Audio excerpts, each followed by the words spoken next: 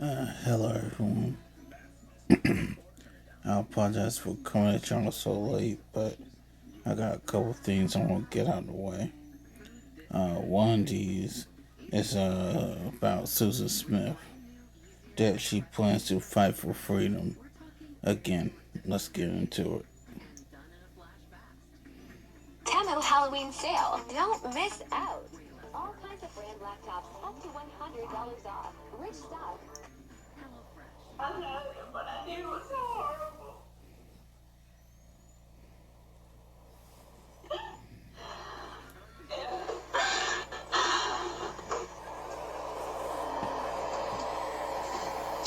And I would give anything if I could go back and change it. Susan Smith lost her first bid for parole, but that doesn't mean she won't have a chance to plead her case again. Smith is serving life in prison for the murders of her two young sons, Michael and Alex. I look at the incredibly sad case. Welcome to Crime Fix. I'm Anjanette Levy.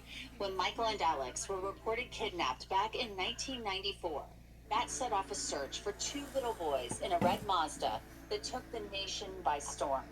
Michael was 3 and Alex was only 14 months old, and their mother, Susan Smith, told sheriff's deputies in Union County, South Carolina, that a black man had carjacked her and took her precious sons. This quickly became a national news story, with the entire nation on high alert, looking for Michael and Alex and that red car. Susan Smith pleaded for the safe return of the boys on national television. I would like to say to whoever has my children that they please bring them home. All of this, we know now, was a lie, but the public wouldn't know that for 9 days. And Susan's estranged husband at the time, David Smith, stood by her for those 9 days, supporting her. He believed her, and you're going to hear from him in a bit. But law enforcement, including former solicitor Tommy Pope, they were suspicious of Smith from the start. The initial report of the carjacker, I'd been a law enforcement officer before. I'd worked at the South Carolina Law Enforcement Division. And so when I heard the carjacker story, it just didn't really jive. Susan Smith ultimately confessed and was taken into custody and charged with the murders of Michael and Alex. And Tommy Pope sought the death penalty. I do believe in death penalty. If we have it, then you got to have people with the courage and the strength to work to apply it. Well, in this circumstance, I tried to treat Susan the same way I think anybody else should have been treated in that circumstance. If we didn't have the death penalty, whatever the most stringent penalty was, whatever we would have had, that's what she deserved. I also thought if the black man hadn't done it, they would have run me out of office if I didn't seek the death penalty. If David Smith had committed the crime, same deal. So I just thought Susan needed to be treated in the same manner. The difficulty there is it makes people uncomfortable to think, one, a mother would do that. Two, somebody that looks like our coworker, our sister. It's almost easier for us to accept if it is the bad guy because you can figure out how it won't happen to you and I. But the jury opted for a life sentence instead. Back in 1994, that meant that Smith could be eligible for parole after serving 30 years. Michael and Alex's father, David Smith, and his wife, Tiffany, told me before the hearing that they would oppose Smith's release. No, I do not want Susan to be released. I don't know what I'm going to even say to the parole board other than I don't want to release, but more than that, I don't know. I know I'm just going to speak from the heart and, just remind them of, most importantly, the lives that she took, but also the lives that she changed forever. All the people all the family that, she changed. I don't know the right way to put it, but history for my life, the way my life's supposed to go, she changed all that. And I want to tell the parole board, you can't let her out. I mean, she did it intentionally, with malice and forethought, as they say in the courts, and 30 years is just it's not enough for justice for Michael and Alex. The case of Susan Smith murdering her two sons, Michael and Alex, is unbelievable even 30 years later. Smith has been behind bars since 1994. I put her into truthfinder.com, the world's largest public records search service, to see what I could find. Susan Smith appears in the search results. She's 53 and her conviction for the murders of Michael and Alex appears in those search results. Truthfinder is a great resource because it will show you criminal and traffic records, past addresses, social media accounts, phone numbers, and relatives. The one thing I like about Truthfinder, it will also show you the addresses of registered sex offenders in your neighborhood. If you want to try Truthfinder, I have a great deal for you. You can get 50% off of confidential background reports. Just log on to www.truthfinder.com/LCCrimeFix and start accessing information about almost anyone. Smith's time behind bars has been checkered, to say the least. She's been in trouble for using drugs. She's been moved from one prison to another for having sex with two prison guards who were later fired, and she had attempted suicide. From 2015 to 2024, she didn't have any reprimands. Then in August, that changed. Smith lost canteen and tablet privileges for talking with a documentary film producer and promising to connect that producer with David Smith. Her record appeared to show a woman who was not doing what she needed to do behind bars to rehabilitate herself. At her parole hearing in November, there was a lot of interest, and her attorney spoke about ways in which Smith had tried to better herself while in prison. She's been IRC chairman within the institution. That means something. You're voted on by your peers, and it is an honor to be in that position. She has been a math tutor in education. She's helped numerous inmates obtain their GED. She's been in the Character Arts program, prison fellowship, which is, I think, is extremely important to her. She's much stronger in her faith than she has ever been, and that is a comfort for her. It's something that she enjoys. It's something that is extremely important. Jumpstart, good program. She's been in that program. She would actually like to go to Jumpstart if the board would consider her for parole. She has been out of the program for a couple of years, and that would be, she'd have to do some other things for that to happen. So that's why we have chosen that she would go and live with her brother. Good, solid individual in the community. And then Susan Smith spoke. First of all, I want to say how very sorry I am.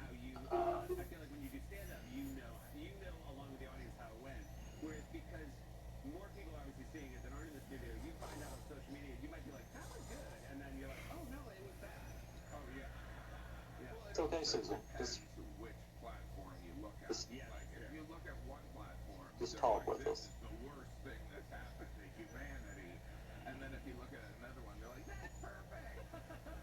I know that what I did was horrible.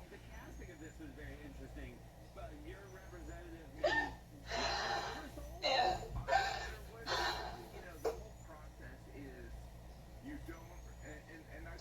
And I would give anything if I could go back and change it. And I love Michael and Alex with all my heart.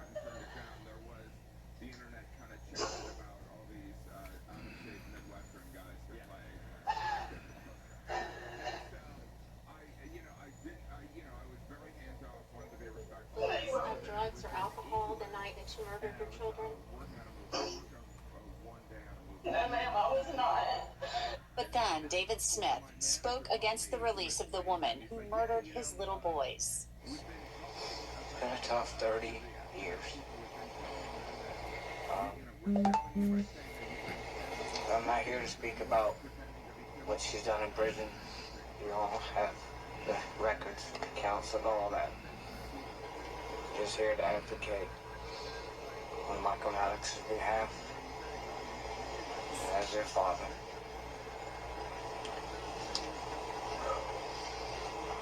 You know, God gives us free choice. And she made free choice that night to end her life. This wasn't a tragic mistake.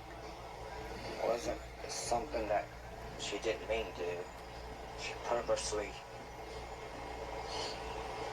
meant to end their life. I never have felt any remorse from her for it. She's never expressed any to me. I've never seen it on paper.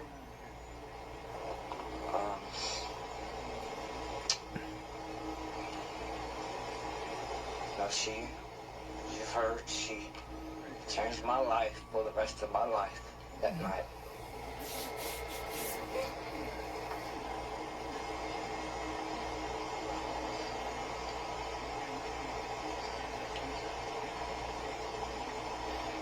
Some for the better, some for the worse, but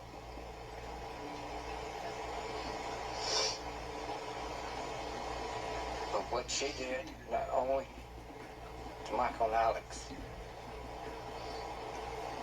she came pretty close to causing me to end my life because of the grief that she brought upon me. But thankfully she didn't. I understand back in 95 that through the state's law, life imprisonment, 30 years to life.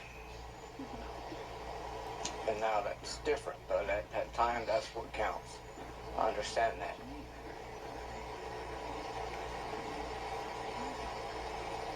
But ultimately, to me, that's only 15 years per child. Her own children. It's just not enough. Sure hell ain't. So I'm asking that you please deny her parole today. Keep her in jail, damn right. And hopefully in the future, but specifically today. Not let her out. I miss them very much. And I love them very much. And I will be here every 2 years going forward to ensure that your death doesn't go unpunished. Thank you. The parole board swiftly denied Susan Smith's parole, but she comes up for parole again in 2026. I want to bring in Jen Wood. She is the researcher at Fitz News, and she has been covering the Susan Smith case and her bid for parole, which was denied, as I mentioned earlier. Jen, first of all, your thoughts on Susan Smith being denied parole. I know I was not surprised one bit. She's coming up for the first time, and, you know, she hasn't exactly been the best inmate during her 30 years behind bars. No, I was not surprised either, you know, given her history of disciplinary actions within the Department of Corrections, and, you know, just the enormity of the crime and the public reaction to it. I thought there was very little chance she would get parole. One thing that I found so interesting during the hearing was that the member of the parole board, who was the main person, basically, the chair asking most of the questions, she said, she thanked the Smith family for coming in, for everybody who was with them, supporting them, and she said, we'll have an answer for you later today. I think they were out of the room for maybe 15 seconds, and then they took the vote, and it was boom, boom, boom, boom, boom, unanimous, deny. All red. Straight, Yes. yeah, all red, deny. There was one member who abstained because they had served as the warden for a time at one of the prisons where Susan Smith had been housed. So this was very swift. I mean, they didn't have an answer later that afternoon. They had an answer like that. So they were ready to send a very clear message. Now, Susan Smith will come up for parole again in 2 years. I'm not sure that the answer will be much different. I don't anticipate it being any different in 2 years or in 4 years. I mean, part of what they look at in the parole system is, you know, can this person go back into society and be accepted by the community? And I don't think there's any chance that will ever happen for Susan Smith. I don't think that, you know, she could go to the grocery store in Union, South Carolina, and, you know, everybody feel good about that. And, you know, listening to her ex-husband and the father of the two children, David Smith, speak was heartbreaking. And, I Yeah. fully anticipate he will every 2 years be back to make the same statement. And I think you're right. I mean, I don't think he is ever going to let this go. And if there ever comes a time where he's unable to go and speak for Michael and Alex, because that's what's most important to him, and his wife Tiffany, I'm sure his wife Tiffany and his daughter Savannah will pick up that mantle and will attend all of these parole hearings, as will Tommy Pope, the solicitor who put her away, and the current solicitor Kevin Brackett. Um, what do you know about what she's been doing behind bars right now? Since you work for Fitz, you're down there in South Carolina covering this. I mean, her attorney said during the parole hearing that, because it doesn't say she's had any educational credits on the prison website. So I was shocked when he said she was working on an associate's degree. That struck me, because that is not reflected in the records at all. She's not done any educational stuff according to the records online. Um, I mean, what's she doing every day behind bars that what has your reporting revealed? So I had done a FOIA for her call records and text, communications from the prison tablet, in the months leading up to the parole hearing, just to get a sense of what was going on. And she, right before the parole hearing, she got disciplined for speaking to a documentary producer, which is not allowed in the South Carolina Department of Corrections. She didn't, nothing in those communications other than the communications with the producer, which aren't allowed. She seemed to just be kind of preparing for the parole hearing mentally. She had mentioned she was trying to join a group within prison. I think it sounded like it was, religion related, and she did not ultimately. She did the interview for that and did not ultimately get accepted. But other than that, she seems to be reading books and pretty quiet. So her days are taken up with reading books. She has a job in prison. We know that. Um, you know, but not really doing a whole lot. I mean, there's not a whole lot you can do in prison. No. She did get a lot of fan, letters. Like, people get those in prison when they're a high profile inmate. I did see a lot of that, and she did communicate with them back, but it was nothing overly salacious, which surprised me because, historically, she's had quite the history with communicating with people outside of prison. Yeah, and we knew that she had a lot of men contacting her who wanted to be, her boyfriend. They were hoping maybe she would be released, and there had been some calls released where, it sounded like she was quite flirty with them and things like that. So what comes next for her, other than the parole hearing in 2026? I mean, I'm not sure what she could do to show the parole board that she's been rehabilitated, because we've seen what she said to the parole board. I mean, she even said in the parole hearing that she wasn't guilty of the offenses that she had been, or the reprimands, not the murder, the murders of Michael and Alex, but the reprimands she had been brought up on in prison. She kind of made it sound like these things had been blown out of proportion or misconstrued, and she was appealing the thing with the documentary filmmaker. Right. I think if I was giving her advice, I would tell her to really buckle down and, get those credits that the parole board looks for. But, even, when she was making her statement and started crying, I think even when she shows remorse, you watching her, and I have followed this case back in 1994 when it originally happened. All I could think of is that's the exact same response we saw when she was lying on camera about not knowing where her children were. So I think that's going to be hard for her to overcome. But, if she's getting her associate's degree, I think it would be good for her to keep pursuing that and keep pursuing those educational credits and the things that the parole board does look for.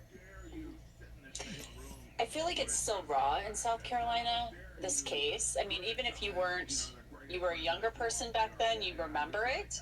And if you didn't, maybe you weren't born yet, you certainly have heard about it because it's still probably one of the most notorious cases in South Carolina history in recent It memory, is. aside from the murders of Maggie and Paul Murdaugh.